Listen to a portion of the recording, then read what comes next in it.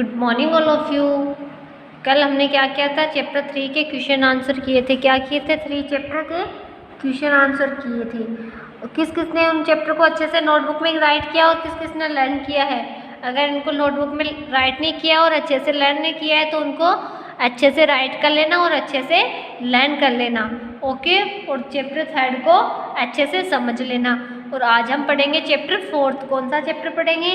पढ़ेंगे चैप्टर 4, जिसका क्या नेम है? जिसका नेम है संज्ञा। क्या नेम है? संज्ञा। और क्या बोलते हैं इसको? नाउन। क्या नेम है? संज्ञा, नाउन, ओके। तो आज हम पढ़ेंगे संज्ञा के बारे में। जो शब्द किसी व्यक्ति, वस्तु, स्थान, प्राणी, भाव अथवा गुण के नाम का बोध करवाते हैं।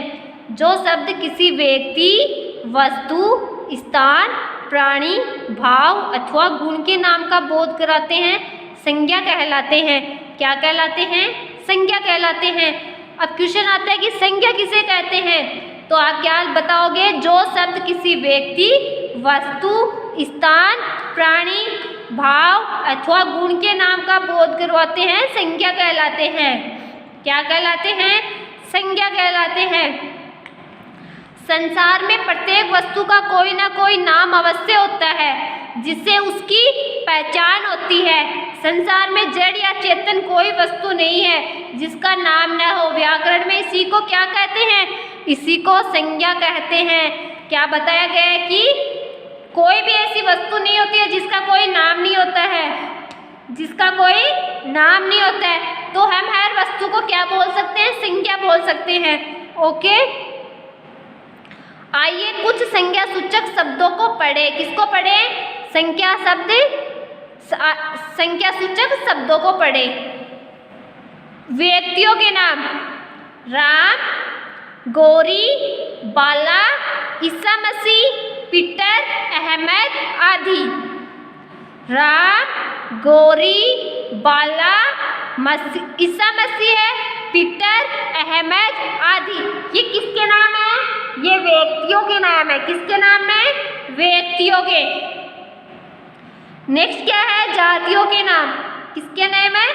जातियों के नाम: कुत्ता, सैनिक, खिलाड़ी, नदी, पहाड़, दर्शक, गाय, पशु, मुन्नी आदि। ये क्या है? जातियों के नेम है। स्थानों के नेम: रसोई घर, कानपुर, विद्यालय, पाकिस्तान, बाग, मैदान आदि। ये किसके नेम है? स्थानों के नेम। वस्तुओं के नेम: अब क्या स्पीक करेंगे? वस्तुओं के नाम: कलमदान, हॉकी, चम्मच, कुर्सी, पंखा, टायर, शीशा, चावल, कंप्यूटर आदि। अब क्या स्पीक करेंगे? भाव और दशाओं के नाम। क्या करेंगे? भाव और दशाओं के नाम: उमस, जलन, मेहनत, सर्दी, सुंदरता, बुढ़ापा, बचपना आदि। ये क्या है? भावों के नाम, भाव और दशा के नाम। संज्ञा के भेद: संज्ञा के 3 भेद होते हैं। कितने भेद होते हैं? 3 भेद होते हैं। व्यक्तिवाचक संज्ञा, व्यक्तिवाचक संज्ञा: किसी व्यक्ति, वस्तु या स्थान विशेष के नाम को क्या कहते हैं? संज्ञा कहते हैं। किसको कहते हैं व्यक्तिवाचक संज्ञा? व्यक्तिवाचक संज्ञा किसे कहते हैं? किसी व्यक्ति, वस्तु या स्थान विशेष के नाम को व्यक्तिवाचक संज्ञा कहते हैं। जैसे हिमालय, कुतुब मीनार, इंदिरा गांधी। ये सभी कर्मस्थ स्थान, वस्तु तथा व्यक्ति विशेष का बोध करवा रहे हैं। जो विशेष स्थान, वस्तु तथा व्यक्ति का बोध करवाते हैं वो किस में आते हैं? व्यक्तिवाचक संज्ञा में आते हैं। नेक्स्ट क्या है? जातिवाचक संज्ञा।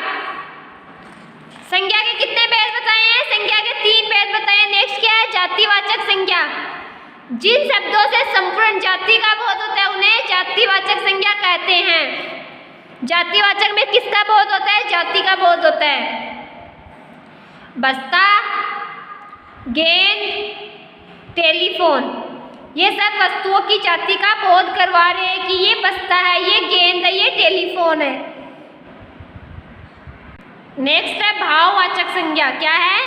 भाववाचक संज्ञा। किसी भाव, प्राणी, वस्तु के गुण, दोष या दशा का ज्ञान कराने वाले शब्दों को भाववाचक संज्ञा कहते हैं। किसी भाव, प्राणी, वस्तु के गुण, दोष का या दशा का ज्ञान कराने वाले शब्दों को भाववाचक संज्ञा कहते हैं। जैसे गरीबी, सुगंध, बुढ़ापा।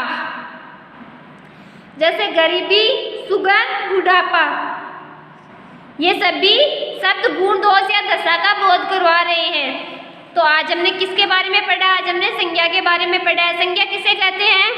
किसी व्यक्ति, वस्तु, स्थान या दशा का बोध करवाने वाले शब्दों को संज्ञा कहते हैं। संज्ञा के 3 प्रकार होते हैं, व्यक्तिवाचक, जातिवाचक और भाववाचक। व्यक्तिवाचक संज्ञा में क्या होता है? किसी व्यक्ति, वस्तु या स्थान विशेष नाम का बोध कराने वाले को व्यक्तिवाचक संज्ञा कहते हैं। जो जाति का बोध कराते हैं वो जातिवाचक संज्ञा में आते हैं, और जो भाव और गुण, दशा का बोध कराते हैं वो भाववाचक संज्ञा में आते हैं। ओके, तो आज हमने किसके बारे में पढ़ा है? आज हमने संज्ञा के बारे में पढ़ा है। किसके बारे में पढ़ा है? संज्ञा के बारे में पढ़ा है। तो आपको क्या करना है अपने घर पे? आपको अपने घर पे संज्ञा को अच्छे से पढ़ना है। क्या करना है? इनको अच्छे से पढ़ना है और इनको अच्छे से क्या करना है? समझना है। क्या करना है? समझना है कि संज्ञा क्या होती है, कि संज्ञा किसे कहते हैं। संज्ञा के बारे में अच्छे से समझना है और पढ़ना है, और इनके भेद कितने होते हैं, संज्ञा के भेद कौन कौन से होते हैं, और कौन से व्यक्तिवाचक संज्ञा क्या होती है, जातिवाचक संज्ञा क्या होती है और भाववाचक संज्ञा क्या होती है, इन सब के बारे में आपको जानना है। क्या करना है? अच्छे से जानना है। तो आज आप क्या करोगे? इस चैप्टर को अच्छे से पढ़ोगे और इसको अच्छे से समझोगे। क्या करोगे? अच्छे से पढ़ोगे और अच्छे से समझोगे। ओनली पढ़ना ही नहीं है, इस चैप्टर को आपको अच्छे से समझना भी है। अगर आप इस चैप्टर को अच्छे से समझोगे तो ये आपके अच्छे से समझ में आएगा। क्या आएगा? अच्छे से समझ में आएगा, और क्वेश्चन आंसर भी आप अच्छे से कर पाओगे, और क्वेश्चन आंसर को भी आप अच्छे से लर्न कर पाओगे। क्या कर पाओगे? लर्न कर पाओगे। अगर आप इसको अच्छे से पढ़ोगे, समझोगे नहीं तो आप क्वेश्चन आंसर अच्छे से नहीं कर पाओगे। तो आपको क्या करना है? इसको अच्छे से पढ़ के अच्छे से समझना है कि संज्ञा किसे कहते हैं, संज्ञा क्या होती है, इसको अच्छे से समझना है। संज्ञा के प्रकार कितने होते हैं, कौन कौन से होते हैं, और इन प्रकारों के बारे में भी आपको अच्छे से जानना है। ओके, कि व्यक्तिवाचक संज्ञा कौन सी होती है, जातिवाचक संज्ञा कौन सी होती है और भाववाचक संज्ञा कौन सी होती है। अगर आप इसको समझोगे तो आप इसके क्वेश्चन आंसर अच्छे से कर पाओगे और इस अच्छे से लर्न कर पाओगे। ओके ओके बच्चों, तो आज के लिए इतना ही काफ़ी है। कल हम पढ़ेंगे नया टॉपिक। ओके, थैंक यू बच्चों।